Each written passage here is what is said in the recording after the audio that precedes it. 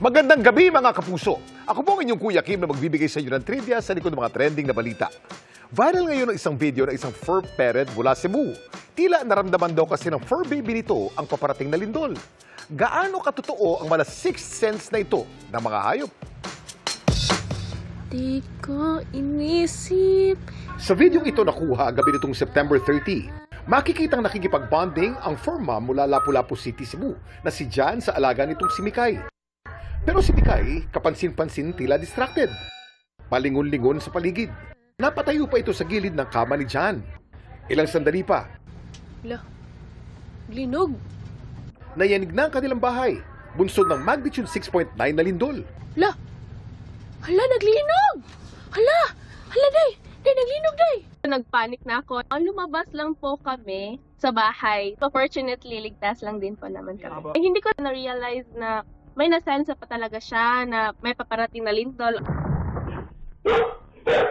Ang aso naman ng kaibigan si Cherry, na videohan ding nagtatatahol ilang sandali bago tumama ang lindol. Iba po yung tahol nila, hindi po yung tahol na parang makikipagkulitan po sa amo. Yung talagang tahol po siya na mang-a-alert po talaga, parang pinapalabas po talaga sila. May kakayahan nga ba ang mga hayop na hulaan ng pagtama ng lindol? Kuya Kim! Ano na? Noong unang panahon pa lang, may mga ulat ng naitala na nag-iiba daw ang behavior ng mga hayop. Ilang araw bago tumama ang isang sakuna gaya ng lindol. Halimbawa, bago raw tumama ang magnitude 9.1 na lindol sa Japan noong 2011. May mga ulat na mga aso at pusa ay naging balisa, tumahol, o di kaya ay nagtago. Ayon kasi sa ilang pag-aaral, ang mga hayop, sensitibo sa mga pagbabago sa kapaligiran. Meron silang mga tinatawag nating mechanoreceptors. These are the receptors na nakaka-detect ng changes in their environment. It can be through thermal, temperature, or vibrations. Gayunman, wala pa raw pag-aaral na tahasa makakapagpatunay na kayang hulaan ng mga hayop ang paparating na lindol. Most of these are anecdotal. When you say anecdotal, these are observed by owners. So merong biases about it. Bayan ng mga eksperto, kapag nagiging anxious ang ating mga alaga tuwing may sakuna. So we don't know ano yung mga aftershock. We don't know what could happen next after this. So include them on the preparation and planning. Pero meron din daw lamang dagat na tinuturing na signos ng paparating na sakuna. Umaahon umano ito sa pusod ng dagat bago tumama ang lindol. Totoo kaya ito?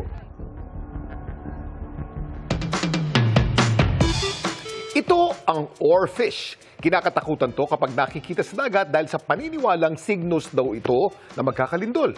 Pero ayon sa isang pag-aaral na ginawa ng Tokai University Institute of Oceanic Research and Development at University of Shizuoka sa Japan noong 2019, sa 336 sightings ng 8 deep-dwelling species na iniuugnay sa lindol gaya ng oarfish mula noong 1928 hanggang 2011, lumalabas na isang beses lang may insidente ng paglitaw ng deep-sea fish bago lumindol ng mas mataas pa sa magnitude 6.0 sa 100-kilometer radius area kung saan ang mga ito'y matatagpuan.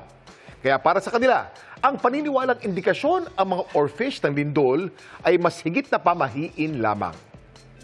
Samantala, para malaman ang trivia sa likod ng viral na balita, post o comment lang, #Kuya Kim, ano na? Laging tandaan, kimportante ang may alam.